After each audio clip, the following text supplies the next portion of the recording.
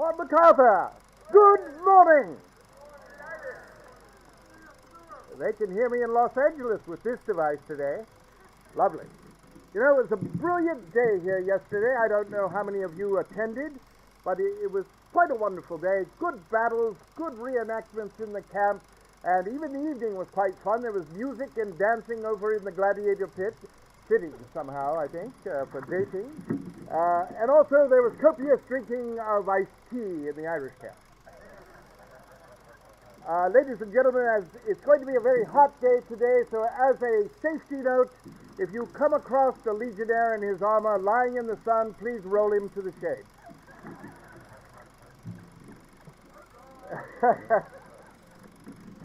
All right, you know what?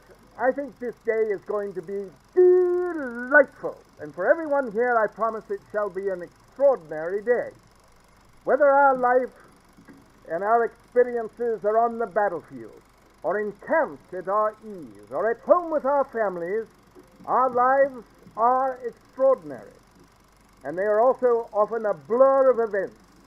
The uncertain scramble of battle, the toil of setting up camp, and the rush to get our children to their athletic events. I think Clausewitz called that the fog of war. And I assure you, it was not only present at Chickamauga Creek, but also in the exam rooms at Harvard Law and the auditorium where our 8-year-old's first recital was held. Sometimes life can be quite higgledy-piggledy, and as such, we risk failing to recognize the unique and extraordinary when it presents itself. Like our generals, we wish we had the view of the field from the hilltop to be able to see the bigger picture. Allow me to suggest a way in which this is possible. I would like each of you this morning, both soldier and the public, to take the next moment to look, to see where you are.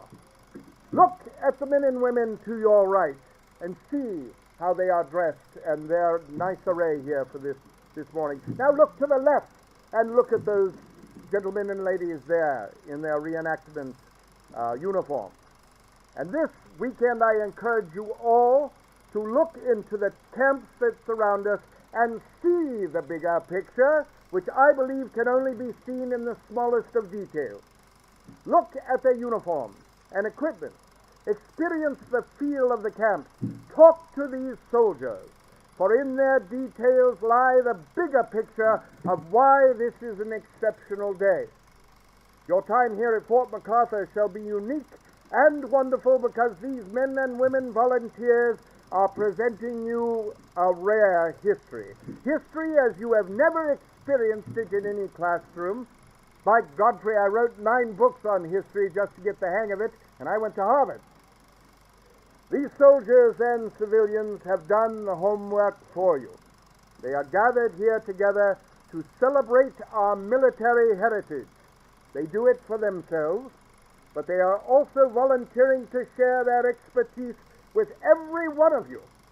You can learn a great deal about a society by what they choose to fight for.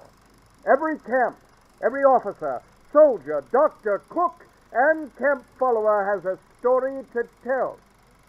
Get to know their history, and you shall learn about the human condition. Take the time to inquire of their details, and you will understand the big picture of history. And he who does not learn from history is doomed to repeat it, although we know a great deal more about history than most, and I dare say we'll be back here next year repeating it.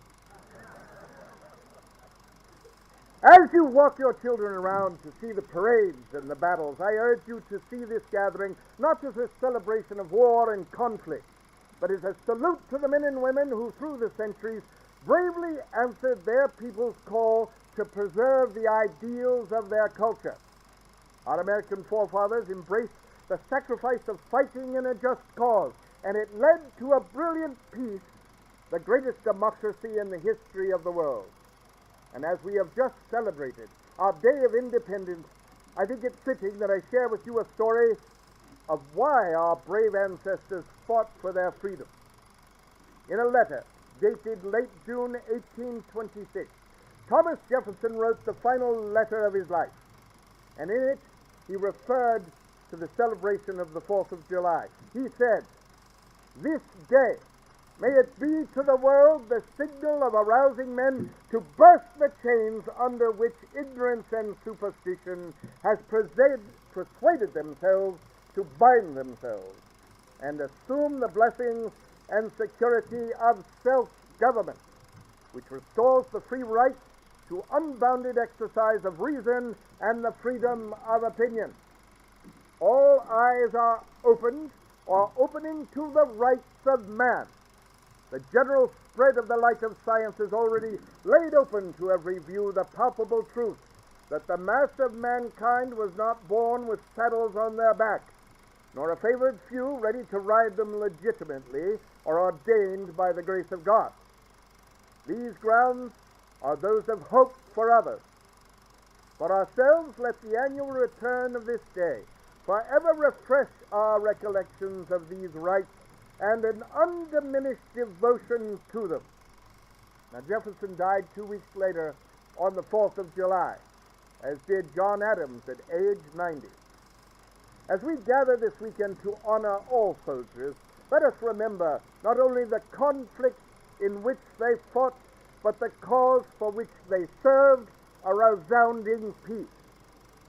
I wish you all an enlightened and memorable day in history. I am convinced it shall be bully. Thank you very much.